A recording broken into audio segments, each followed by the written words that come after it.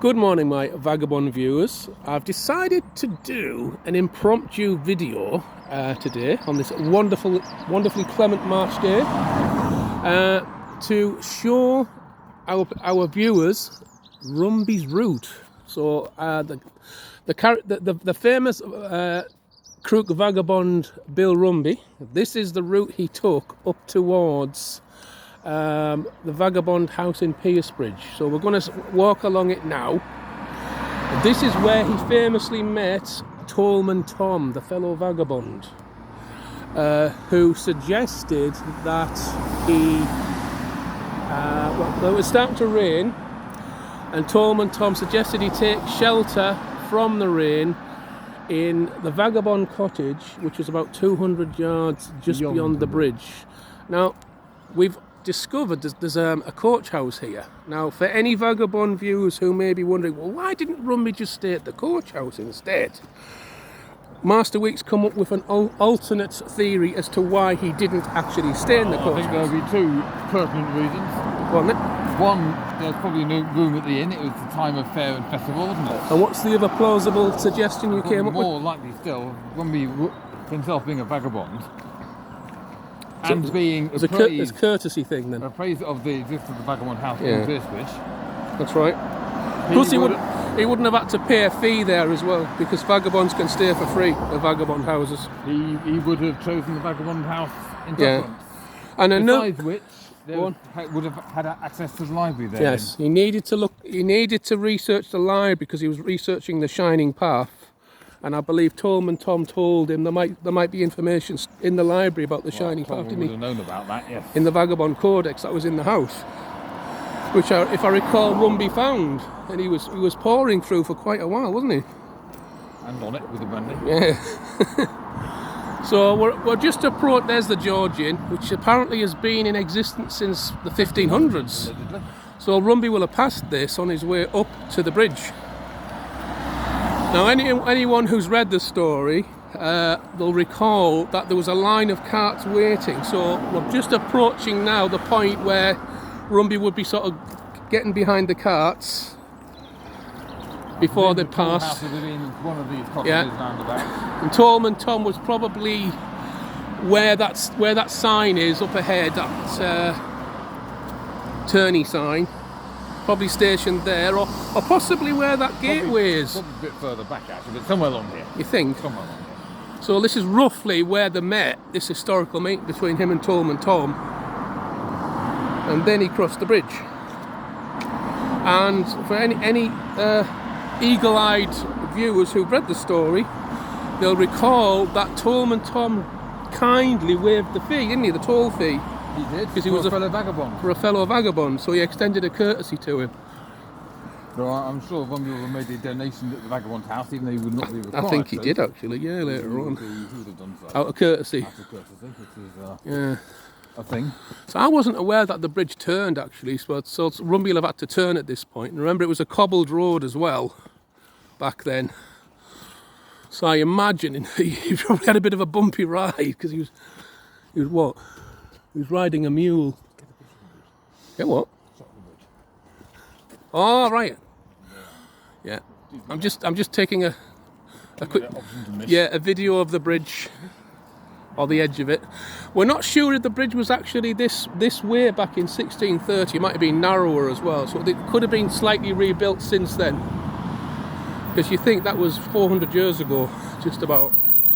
So I imagine it's been extensively sort of either rebuilt or... I don't think it will have been as wide back in the 1630s as this. Behold, the noble pink house.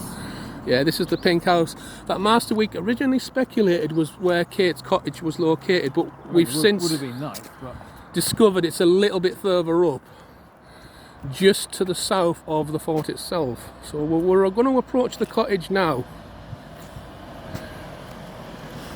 The pink house may be the current Vagabond house. Anything's possible, because I understand Vagabond houses can switch locations, can't they? They get sold up, people move on. Yeah. Change. That's a long time ago. Now, I mean, that would make a nice Vagabond house. But we did find the actual cottage, and it's obviously been built over since. But it's a very nice house in its own right, and it's quite large, isn't it? The one we found. So there's definitely room for a library in it. But obviously back then it was a different design, wasn't it? And it had a thatched roof back then. I don't think thatched roofs were a thing up here, you know. Well, that's what it had, apparently. Yeah. Maybe they were being unique. Mainly going to be tiles.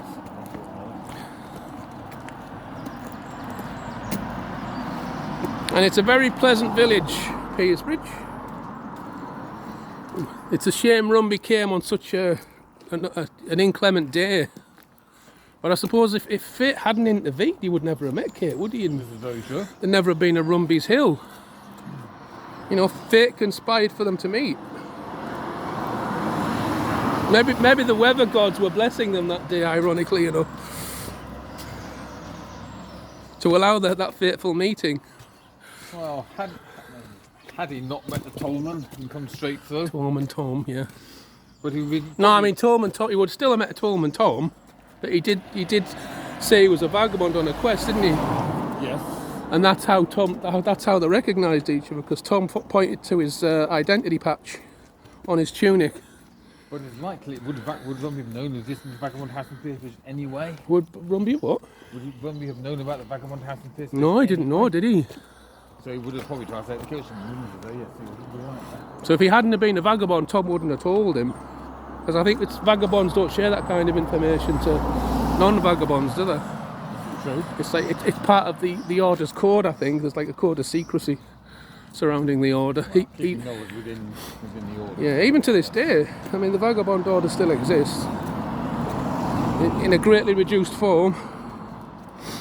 But back then there was about 50 vagabond houses scattered, you know, up and down England. And Piercebridge at the time, the vagabond cottage there, was the most northerly vagabond house in the vagabond order. Because we're approaching it now. This is it.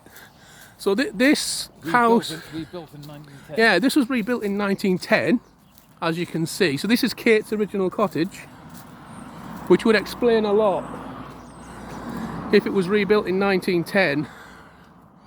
So I might need to look into the history of, you know, why it was rebuilt, what happened to the original. Maybe it just got too run down. So we're gonna keep walking.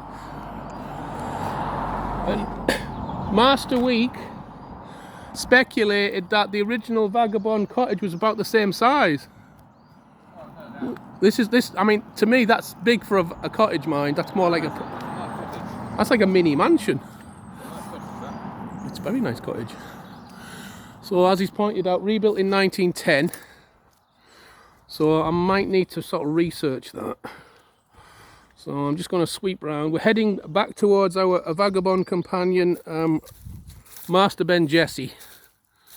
And then we're heading towards the Roman Bridge, I do believe. And then I'll be going, because Master Week's going to the church to do a bit of research.